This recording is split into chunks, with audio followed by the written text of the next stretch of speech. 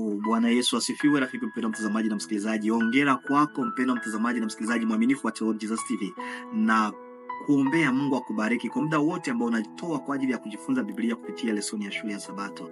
Ubarikiwe na maisha yako yabadilike, Mungu akupatie mahitaji ya moyo wako. Tunakukaribisha na furaha kubwa kwenye lesoni ya shule ya Sabato ya robo hii ya pili mwaka 2025. Inazungumzia jinsi ya kujifunza unabii, na tuko kwenye somo la juma ya 3 inayozungumzia metaphor ni mariage. Sasa leo Jumatano tuzungumzie Isaka na Rebeka. Ndoa kati ya Isaka na Rebeka ndio tunakuja kuzungumzia leo. Mpendwa, kufikia muda fulani Ibrahimu ilibidi aandae mfanyakazi wake kwa ajili ya kwenda kumchukulia mtoto wake Isaka mke anayefaa kwake. Kinachonipendeza ni kwamba kulifikia wakati akasema mnaweza kwenda kumchukua katika jamaa langu, lakini si katika wa Kanani. Nitakusihi kusoma Mwanzo 14:1-4 na tuangalie kwa nini ilikuwa muhimu sana kwa Ibrahimu kwamba mwanawe asioe katika binti za Wakanani. Ilikuwa ni kwa nini? Mwanzo 14:3. Je, ni kwa sababu ya ukabila wake? Ukiongozwa na Roho Mtakatifu njoo.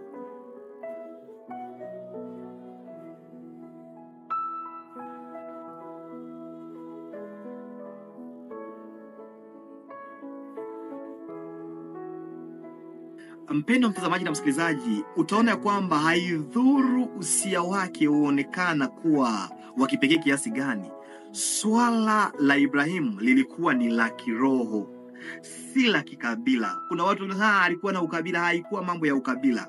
Lilikuwa ni la kitheolojia, si la kitaifa.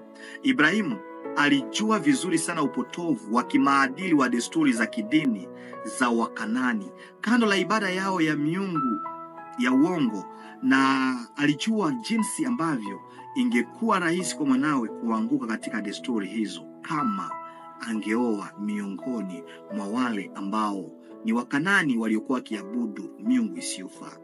Nataka nikuambie kitu, mtu wa Mungu, ya kwamba unapojiandaa kufunga harusi, sio tu kuvutiwa na uzuri na umbo wa mtu, angalia uhusiano wake na Mungu. Swala hili ambalo Ibrahimu akasema uende kumchukulia kati ya watu wa jamaa langu, ndio utasema je, kabila ya Ibrahimu watu walikuwa waaminifu? Ingawa hawakuwa wakamilifu, jamaa zake walimwabudu Mungu wa kweli. Wakati wa Kanani walikuwa wamemkataa, na ikiwa Isaka angeoa mwanamke Mkanani, maisha yake ya kidini yangedhoofika kwa sababu ya ushawishi mbaya wa mkewe. Jua wanawake wana asilimia nyingi, wana nguvu ya kutusogeza karibu na Mungu, na wana nguvu pia ya kutupotosha mbali na Mungu. Kumbuka kisa kia Samson na Delila. Kwa hivi swala la kuchagua mwenzi wa maisha, usio kiangalia tu umbo, uzuri wa nje, angalia uhusiano, utajiri ambao unakuwa ndani ya mke ama ndani ya mume. Ni uhusiano wake na Mungu, ni kiroho, ndicho kiangaliwe vizuri zaidi ya mambo mengine yoyote. Hapo sijasemea mambo ya ukabila. Mtu anaweza kuwa kabila mbaya ambayo unaichukia, lakini kama yeye ni mwaminifu na ana uhusiano wa karibu na Mungu, huyo ni mwema na anafaa kwako kuliko yule ambaye ni wa kabila lako lakini ambaye ni mpagani. Watu wengi wamepotoshwa, wameenda mbali na Mungu kwa sababu walioa vibaya. Na hiyo imekuwa historia ya kanisa wakati ameingia mkataba wa ndoa na mataifa ya ulimwengu huu. Hatua kwa hatua amejitenga na imani ya kweli. Na kushauria mtu wa Mungu, kijana mwenzangu ambaye hujafunga harusi, usiwahi kumoa mtu ambaye si Mkristo, ambaye haokoki. Hapo utakuwa umefanya kitu kibaya ambacho utajutia. Unaweza kupoteza hata uzima wako wa milele.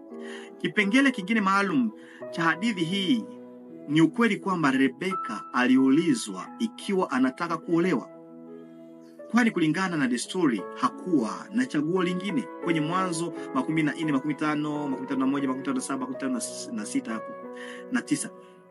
Wakati huyo mtumishi wa Ibrahimu amefika katika nyumba ya mahali ambapo Rebeka amezaliwa, wakati walikuwa wameongea, wakauliza Isaka wa Rebeka, ndugu zake wakamuuliza Rebeka, je, uko tayari kwenda na huyu? Unajua kwa nini walimuuliza? Nataka nikuonyesha kwamba kuwa sehemu ya bibi harusi mwaminifu wa Mungu ni tendo la hiari. Haulazimishwi kuwa bibi harusi wa Mungu, ni lazima uamue kuwa bibi harusi ya Mungu. Wasichana, wavulana na wasichana, kuna sifa ambazo ni lazima uwe nazo ili wavutie. kuwa mtu kwanza wa kiroho, kuwa na uhusiano mzuri na Mungu. Na mpendwa mtazamaji na msikilizaji, ili uwe mojawapo wa bibi harusi ya Mungu, sio kwamba utalazimishwa, ni lazima uamue kuwa sehemu ya bibi harusi ya Mungu. Mungu akusaidie unapoamua kumfuata Yesu, katika jina la Yesu. Asante Yesu kwa somo hili, tufunze kuwa waaminifu kwako katika jina la Yesu Kristo. Nina kaswali. Ndugu, wewe Mkongomani, kati ya msichana Mkongomani ambaye ana tabia ambaye ni anaabudu sanamu na Mrwanda ambaye ni mwaminifu, utaoa nani? Wewe mwingine katika kabila yako, unajua kati ya kabila ambao hamuendani kabisa, lakini kuna mtu ambaye ni mwaminifu, na kati ya kabila lako kuna mtu ambaye si mwaminifu, utaoa nani? Weka jibu kwenye comments.